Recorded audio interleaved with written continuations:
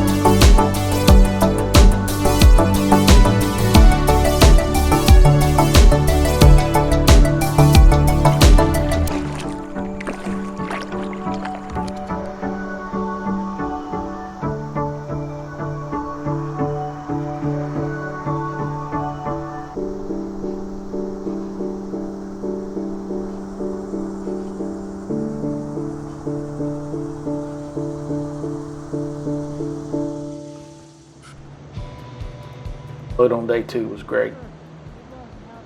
The peacefulness of the mountains, the tranquility of the river. It was all like a scene painted in some book. But it was very nice to come around the corner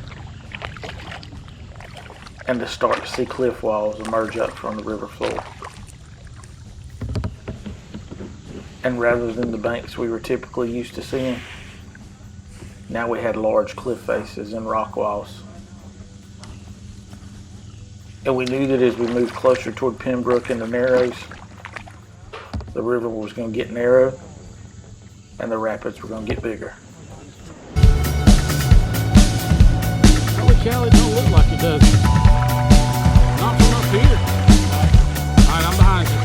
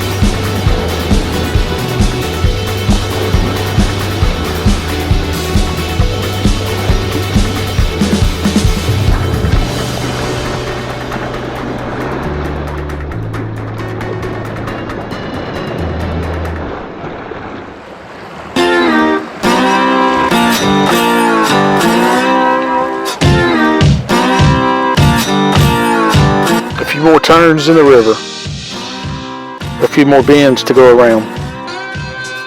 and we find ourselves coming to the end of day 2.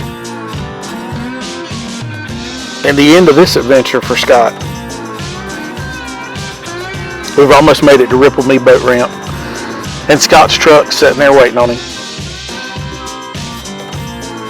We've paddled over 30 miles over the last 2 days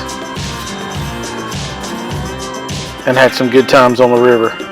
A lot of it's been flat, but a lot of it's been fun. But now Scott's got to head back to the real world, as he's got to be back at work the next day. So we finish up the last few ripples and rapids, and we land at Ripple Me boat ramp. But Scott wasn't going to leave us empty-handed. We'd all had a long day, so he rode into town and hooked us up, and we were able to fill our bellies before we pushed off to head down to camp.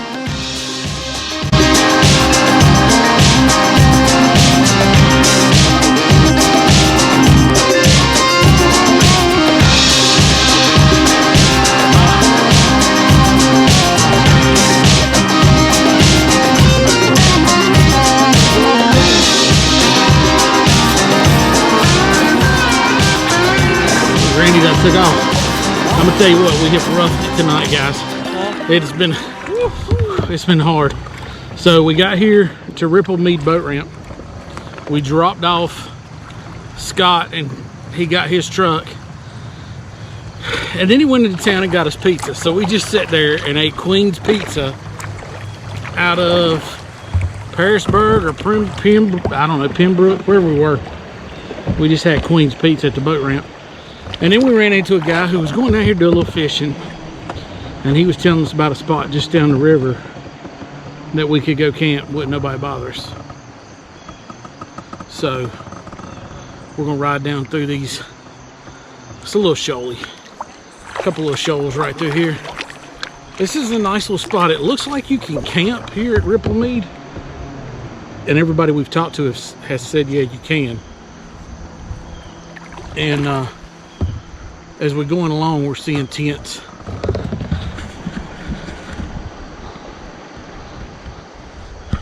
Along the side of the river. So it looks like you can camp here at the ramp. I'm seeing places where people are setting up camp, so we're actually going to find a spot. We've got a spot picked out up the road here, or up the river just a little bit, and hopefully we're going to be kind of out of sight, out of mind, and we're going to be across the river from the civilization, so we shouldn't be bothered. We actually should be left alone. So let's head on to camp. I'll give you a little update here. We are 38.1 miles into the trip. So we're about halfway done. We're actually a little over halfway done. And we got 2 days left. So we're gonna go check out this camp spot.